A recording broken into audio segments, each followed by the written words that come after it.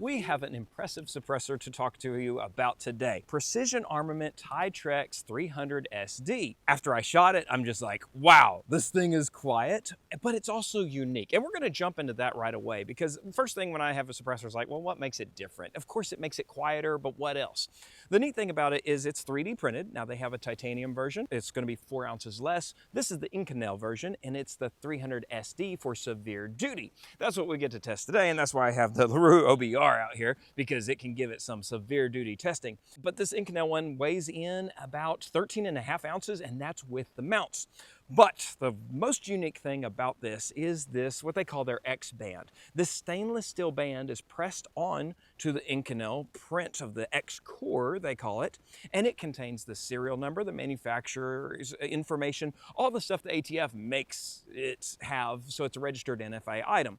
But the neat thing is, if you need this core repaired, say you just destroy it and you need a new one, or say they come out with a new upgrade, they're like, hey, this one is quieter and it has less blowback, okay, you can send it in for an upgrade and they'll take that registered band off and press it onto the new 3D print, and now you can change it out just like that. It's also marked multi on the band, and I read somewhere that you can do a caliber swap as well. I'm not sure exactly because I know the Form 4 usually says which caliber your suppressor was in, but with this band being reusable, it just send it in to the manufacturer. That is something super unique. Now their design is also well built.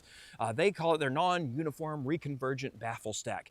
100 iterations to get it to this optimized sound signature and to regulate the flow and enhance the heat transfer. First time I shot it, it was on that Siete at 308, and I was like, wow, this is quiet. Put 5 rounds through it, and I touched it, and I'm like, that's not bad. So that was impressive as well. Now, if you want to go lightweight, like we said, you could buy their titanium version, and it's only 7.2 ounces for the core. And that's something else I was wondering. It's like, if I decided later I would rather go with a titanium one, I imagine I could do that as well, and they'll just move over that ring to the titanium version if you're doing an upgrade like that. It also is very strong because it's rated up to 300 RUM. We have a 300 Win Mag to test it with today, but the barrel length restrictions are also quite gracious. If you put it on a 308, this is a 16-inch barrel, but we could put it at a 12.5-inch barrel for a 308, and the owner's manual says we could go down to a 10.5-inch for a 5.56, so it's plenty strong. Then it's also adaptable, modular. It is hub compatible, so any of that 1.375 that the whole industry has gone to, we can use that. It comes with direct threads. I like direct threads the most anyway, but then you have your Silencer Co. Bravo front attachments. Now this also came with their K brake. It's a smaller brake on the end cap that's supposed to reduce our recoil, as well with a minimum sound trade-off and still be hearing safe. We're going to test that today. We have the 5.56 end cap and then just the regular flush end cap when we're just trying to be quiet. So with all that said, I just want to show you what it sounds like. So let's shut up and shoot. Now that I'm looking at it too, I forgot to talk about the size because it's just a little bit over 6 inches. It's an impressively small package, and hopefully you're going to see how well it sounds. Now these are Fiocchi 150 grain. What we'll do, for comparison's sake, we'll do it how everybody does it wrong. You know, we just shoot it, and when we're shooting down range, we're going to hear a ballistic crack. So we'll just shoot far down there. Okay, the crack, you know, in the port. But listen, when we just shoot it in the berm, what this does, this takes the bullet sound out of it and lets you just hear, this is the report of the suppressor. Just a little bit of air. It's like, so that's how loud the gun really is. That's how much the suppressor is really doing, is it's taking it out there.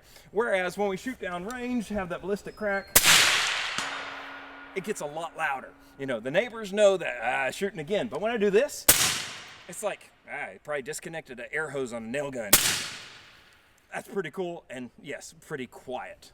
So to give you a good comparison, we have some upgraded equipment here. This is a directional shotgun mic that we already adjusted the gain of the microphone to when it's unsuppressed. So that will be where it's really loud and starts to clip out.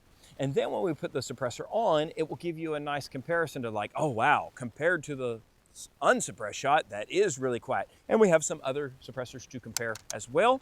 This is what it's going to sound like, yeah, so unsuppressed.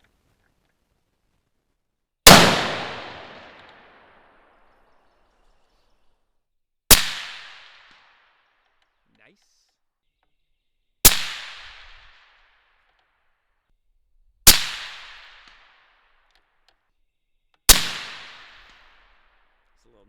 unsuppressed.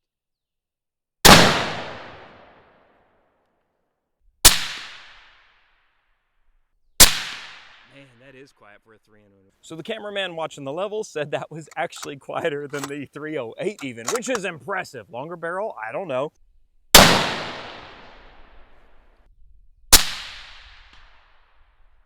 Sound is...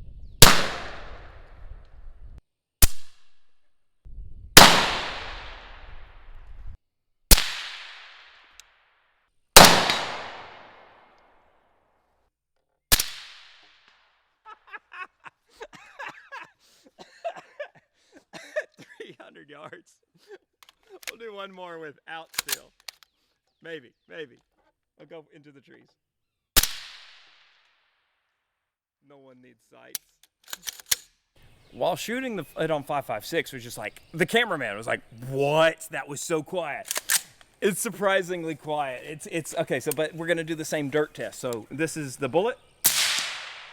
Oh, didn't I cycle? I was messing with that gas system. Okay, and then that means there's not much blowback though. If it didn't cycle, that's a good thing. So may have to bump up the gas. But anyway, this is just the gun though. This is the suppressor. That's crazy. That's like a suppressed 9mm, you know, when you don't have the crack. I'm floored with how quiet it is in 5.56. That's impressive.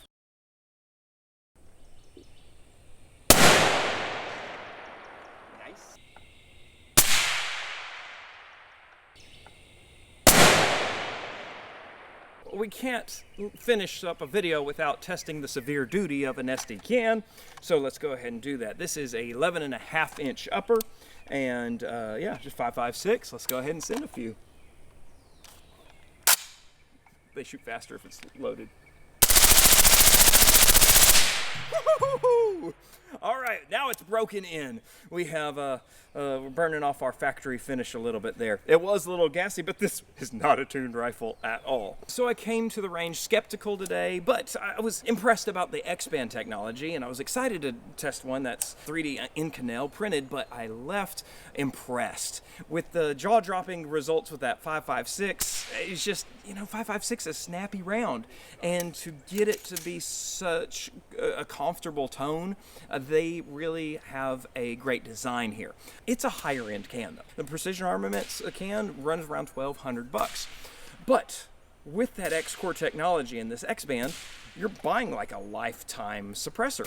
I have some suppressors that are 15-year-old technology, probably 20-year-old designs. I don't mess with them anymore just because they're outdated and they're loud in comparison. But with Precision Armament, next time they come out with a new groundbreaking, you know, less blowback and quieter design, you just get the upgrade. What do you guys think? Leave a comment down below. Thanks for watching today. Okay, I love you. Bye-bye.